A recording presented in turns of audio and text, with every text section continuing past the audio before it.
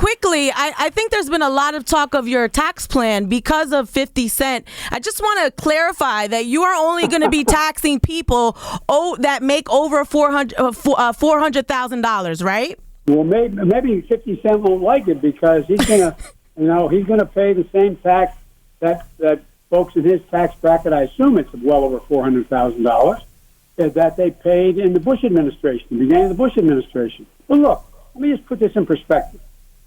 You have 91 of the Fortune 500 companies that don't pay a single penny in taxes. They're making billions of dollars.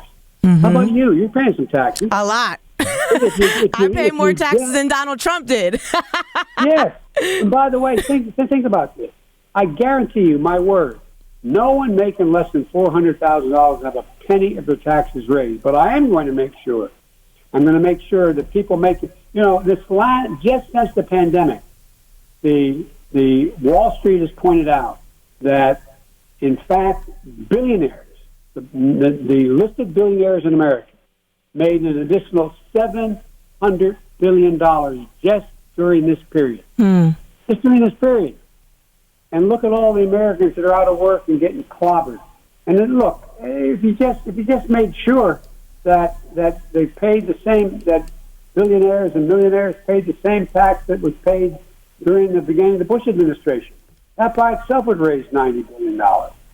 Think of all the people we could help in the inner city. Think of all the people who listen to you who are struggling to maybe keep their kid in school or struggling to keep a job or don't have any ability to have home care for their elderly parents. I mean, think about that. Mm-hmm. My dad I'll conclude with this. My dad used to say, when someone come up to him, for real. My dad was a high school educated guy, well-read guy, great regret he never went to college. That's why he insisted all of us go to college. He broke his neck to get us there. But my dad used to say when someone come up to him and say, his name was Joe, and say, Joe, let me tell you what I value. My dad used to look at him, no joke.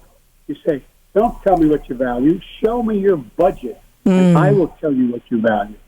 How could it be more valuable to make sure that 91 corporations paid $0 in taxes instead of putting everybody in school and be able to go to undergraduate school for free, be able to go to community college for free? How could that be comparable? Right. Or how could it be comparable to make sure that you have corporations paying at a 21% tax rate, which is less than a tax code, and less than what you pay, instead of the 28%, which it should be? And how could it be more valuable to do that than to make sure that everybody in America had health care, affordable health care, make sure everybody in America had clean water, clean air? I mean, how could that be more valuable? Right. It's all about priorities. Thank you so much, President nominee Joe Biden, for joining us. They're telling me that we're running out of time, but don't forget, Pennsylvania, the deadline to early voting is tomorrow. Please make your voice heard this election. Thank you, Joe Biden. I appreciate your time. As John Lewis said, it's a sacred obligation. This great civil rights leader and friend. It's a sacred obligation, a sacred right to vote. Thank you very much. Thank you. Goodbye. Bye-bye. I like her.